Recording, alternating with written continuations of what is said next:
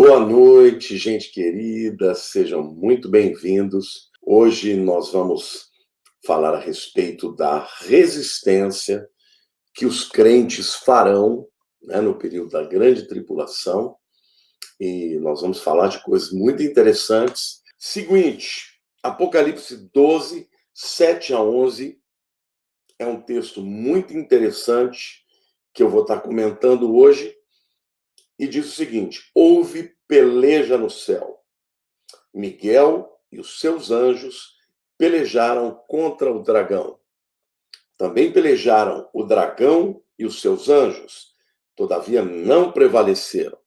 Nem mais se achou no céu o lugar deles. E foi expulso o grande dragão, a antiga serpente, que se chama Diabo, e Satanás, o sedutor de todo mundo, sim, foi atirado para a terra, e com ele os seus anjos. Então ouvi grande voz do céu proclamando: agora veio a salvação, o poder, o reino do nosso Deus e a autoridade do seu Cristo. Pois foi expulso o acusador dos nossos irmãos, o mesmo que os acusa de dia e de noite diante do nosso Deus. Eles, pois, o venceram por causa do sangue do Cordeiro e por causa da palavra do testemunho que deram. E mesmo em face da morte, não amaram a própria vida. Gente, vamos imaginar o seguinte: aconteceu o arrebatamento. Muitas pessoas que não foram arrebatadas, já sabem que foi o arrebatamento. Já sabem a razão por que não subiram, ou porque não creram, ou porque não buscaram a Deus, ou porque não acreditaram que o arrebatamento vinha. E aí estão na terra e sabem de que o anticristo vai se levantar e que agora é a última oportunidade que elas têm de serem salvas. Juntamente com essas que já tinham ouvido, muitos outros serão convertidos pela pregação das duas testemunhas e também dos 144 mil. Lembrando, gente, esse texto que nós lemos aqui é o texto que acontece exatamente no meio da tribulação, ou seja, depois de 3 anos e meio. Os primeiros 3 anos e meio é o caos que estará instalado e o governo do anticristo se forma, como nós falamos ontem, e aí eles começam a implementar todo o plano desse governo mundial, com a marca da besta, né, com o controle total da mídia. Tá? Agora, certamente a internet não permitirá mais que se pregue o evangelho, afinal de contas, o evangelho será visto como uma religião que provoca guerras, que provoca brigas, será vista como algo politicamente incorreto. E aí, então, eu pergunto para vocês, como é que se resistirá a esse avanço do inimigo? Eu acredito, gente, que vai haver, sem dúvida alguma, pessoas que fugirão para florestas, montanhas e desertos, os lugares ermos da terra. Mas essas pessoas, elas vão convidar os seus amigos, vão convidar, né, os seus familiares. Alguns vão achar que é balela e aí eles vão ter que fugir. Outros, por outro lado, eles vão acreditar naquilo que essas pessoas pregarem. Então, eu acredito que vai se formar em todo mundo células de resistência. Pessoas que vão começar a se reunir para orar umas pelas outras, para ajudar umas às outras, não é? As pessoas vão levar mantimentos, vão dividir, as pessoas vão levar barracas, vão formar pequenas comunidades de resistência, escondidos principalmente longe das cidades e estarão nos lugares mais longínquos. Eu creio que haverá, então, a formação de grupos de resistências que vão estar ainda no meio das cidades, tá? No meio da civilização, nesta primeira metade. Porque nesta primeira metade, gente, não se esqueçam, Satanás ainda estará né? O anticristo ainda estará aparecendo alguém que vai fazer o mundo pacífico e coisa e tal, e, portanto, as suas leis não serão leis ainda de perseguição e morte, serão leis em que ele vai implementar e cada vez mais vai dificultar a vida das pessoas que não se submeterem às suas leis, né? Como a marca da besta, as pessoas não vão poder comprar e vender, mas ainda não morrerão. Então, nesse período de transição, eu creio que os convertidos eles vão fazer um grande estrago dentro do projeto de Satanás, porque muita gente vai se converter, mas muita gente mesmo. A gente sabe que quando chegar a metade da tribulação, quando iniciar a grande tribulação, vai acontecer o que nós lemos aqui em Apocalipse 12, de 7 a 11. Ele diz assim: houve peleja no céu. Miguel, o arcanjo Miguel, e os seus anjos pelejaram contra o dragão. Também pelejaram o dragão e os seus anjos. Todavia, não prevaleceram, nem mais se achou no céu lugar deles. Bom, já que o dragão vai ser expulso, Satanás vai ser expulso do céu, não terá mais espaço para acusar, ele vai cair na terra e aí todo o seu ódio vai ser contra as pessoas, especialmente contra Israel, tá bom, gente? Agora, é importante saber que Satanás ele vai ter muitas estratégias. No período da grande tribulação, haverá muitas estratégias. A primeira delas é o discurso de paz enganoso. E a Bíblia diz: quando disserem paz, paz, não haverá paz, mas destruição. A segunda estratégia que ele usará será a acusação. Lembrem-se que o texto está dizendo que o acusador dos nossos irmãos será expulso. E ele não poderá mais acusar diante de Deus. Então ele vai acusar onde? Aqui na terra.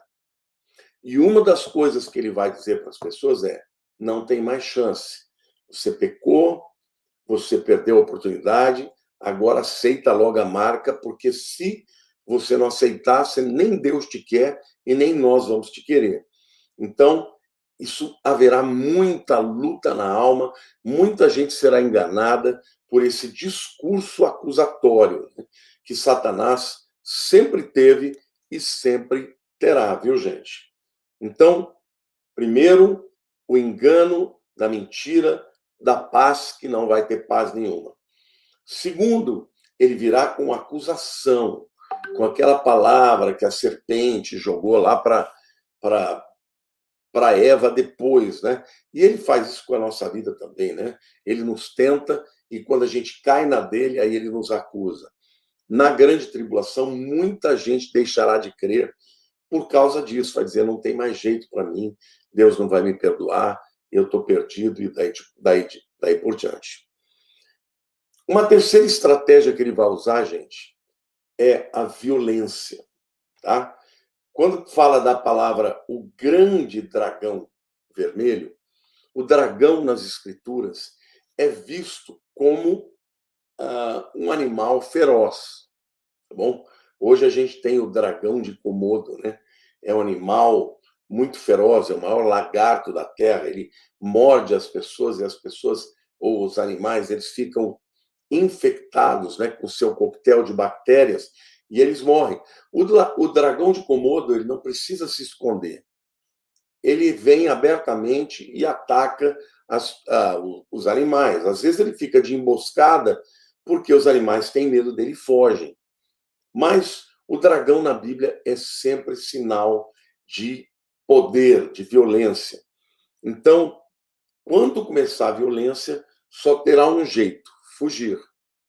Quem não quiser aceitar a marca da besta vai ter que fugir, ou para as montanhas, ou para o deserto, ou aqueles que tiverem, por exemplo, uma floresta como a amazônica, melhor ainda, né? Ele é chamado também de antiga serpente.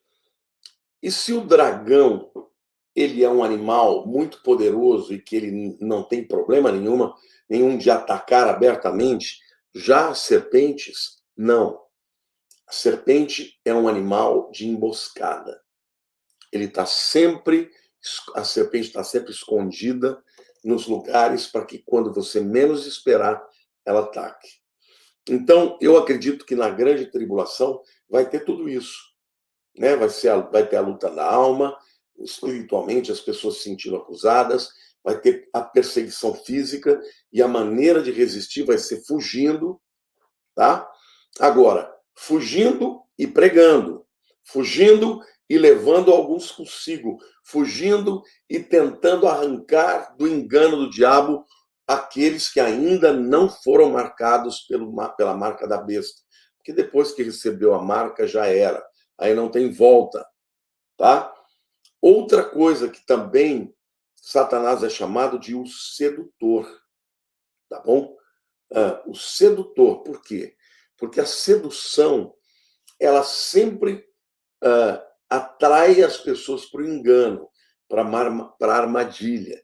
Então, ele será sedutor, será um homem de um discurso espetacular, será um político muito famoso, será um político encantador, as pessoas vão adorá-lo, vão aplaudi-lo. Né? Eu me lembro que quando o ex-presidente Obama estava no poder, ele ia falar nas nações, parecia que ele era um popstar, tá bom? Eu acho que o anticristo vai ser alguém assim, até muito melhor do que o Obama foi, vai ser uma pessoa extremamente sedutora e vai enganar as pessoas. O discurso dele vai ser lógico, as pessoas vão dizer, mas não tem nada demais. Olha, ele está pregando a paz, ele está pregando a união dos povos, ele está pregando o amor ao próximo. Olha como o discurso dele vai ser bonito. Sedução. E as pessoas vão cair nessa. Então, como a igreja vai resistir? Tem que resistir pregando, conscientizando as pessoas, aqueles que estiverem enganados, tem que falar claramente para eles, dizendo, olha, isso é um engano, isso é mentira. O Espírito Santo certamente dará sabedoria para que as pessoas tenham condições de resistir mesmo e tenham condições de pregar para arrebatar, né, o máximo possível de pessoas das mãos de Satanás e deste engano tremendo que ele está fazendo. Por último lugar, uma última técnica que ele vai fazer é a técnica da dominação territorial. Hoje, gente, para vocês terem uma ideia, Satanás, o trono dele está nas regiões celestiais, mais propriamente no segundo céu. O primeiro céu é o céu físico, né? O firmamento. O segundo céu são as regiões celestiais, onde está o império das trevas. E o terceiro céu é onde está o nosso Deus. Ele vai ser expulso, gente, dos céus. E ele não mais poderá chegar na presença de Deus para acusar os irmãos. Então ele cai na terra, furioso, e ele vai dominar a terra inteira com todos os seus demônios. Olha que coisa interessante.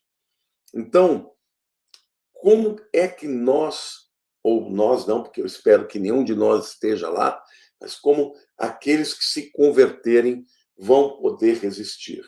Nessa hora, a única resistência vai ser fugir, vai ser procurar lugares onde você não pode ser detectado. Ou então, você vai ter que resistir com a própria vida, tá bom? É muito forte o versículo 11 do capítulo 12, que diz assim, eles, pois, o venceram. Né? Lembra que o capítulo 12 está falando aí de Satanás, né? Eles, pois, o venceram por causa do sangue do Cordeiro e por causa da palavra do testemunho que deram, e mesmo em face da morte não amaram a própria vida. Presta atenção aqui, que aqui nesse versículo tem 3 maneiras de você, reveladas aqui, de você vencer Satanás, tá? Em primeiro lugar, fala, eles o venceram por causa do sangue do Cordeiro. Ou seja, o sangue do Cordeiro é tanto sangue que nos purifica dos pecados, mas também é o sangue que quebra o jugo. A unção de Deus quebra o jugo.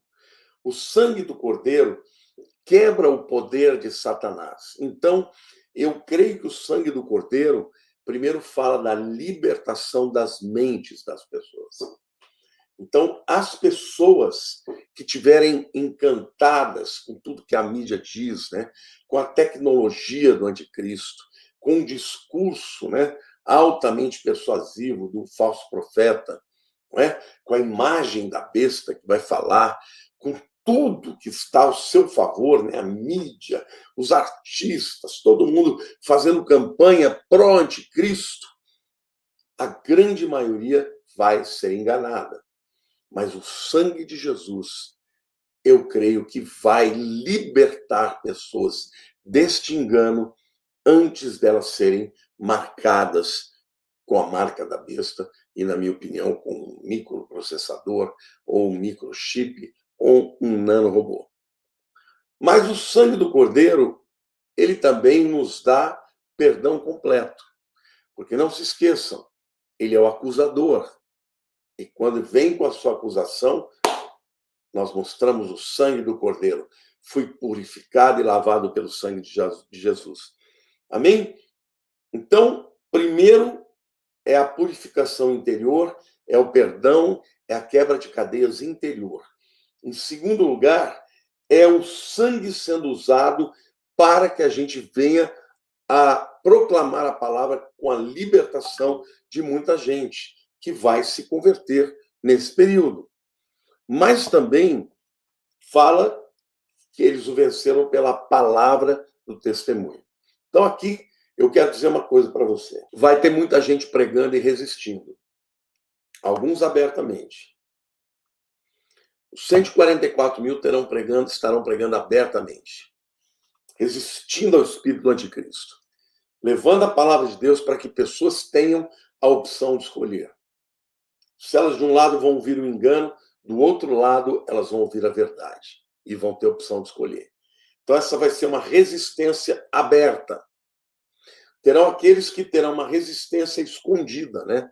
Vão para as florestas, para os desertos, para as montanhas, vão levar um grupo de pessoas, vão orar, vão interceder e vão fazer uma resistência espiritual, não um confronto direto. Mas terão aqueles que vão para o confronto direto, vão pregar, vão denunciar que o anticristo é satânico, que as pessoas não devem se entregar a eles, a maioria vai rir, vai zombar, mas eu creio que haverá uma resistência explícita pelo poder do sangue de Jesus e pela palavra do testemunho. Olha que coisa tremenda. O sangue de Jesus tem poder. A gente usa isso, né? Eles venceram pelo sangue de Jesus, mas venceram também pela palavra do testemunho. Então, estas pessoas vão resistir. E muitas delas, a maioria delas, essas que forem para o confronto aberto, a maioria delas vai morrer, vai ser decapitada e vai perder a vida, mas receberão galardões extraordinariamente maravilhosos da parte do Senhor. Então, gente, eu quero dizer para vocês que esse período da grande tribulação, ainda que pareça que Satanás está fazendo e acontecendo, quem está no controle é Deus. Todas as vidas que tiverem que se converter na grande tribulação se converterão. Os que não creram, que ouviram a mensagem, mas não creram, terão uma segunda oportunidade. Os que não conheciam a mensagem, o mundo inteiro ouvirá falar de Jesus através das duas testemunhas dos 144 mil. Terão uma oportunidade. Além disso, terão aqueles crentes cheios do Espírito que Deus vai falar para eles. Não fujam, enfrentem. Vocês vão morrer, mas vocês vão pregar. E vocês vão ser vencedores, porque vocês têm o sangue de Jesus sobre a vida de vocês e têm um testemunho poderoso através da sua palavra. Então, a resistência será espiritual para aqueles que vão para os campos, né?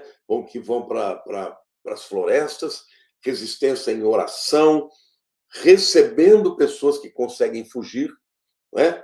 Então, pessoas que conseguirem fugir vão encontrar grupos que já estão estabelecidos, né, em clareiras, no meio de florestas, em lugares escondidos, em montanhas, e pessoas conseguirão chegar até lá e ser protegidas, ser alimentadas.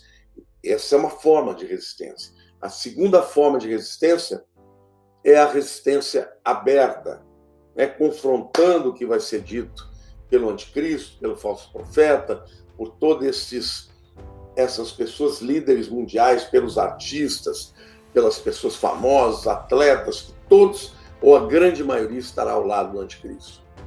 Mas aqueles que resistirem abertamente também vencerão, pelo sangue do Cordeiro, que o sangue de Jesus tem poder, e pela palavra do testemunho.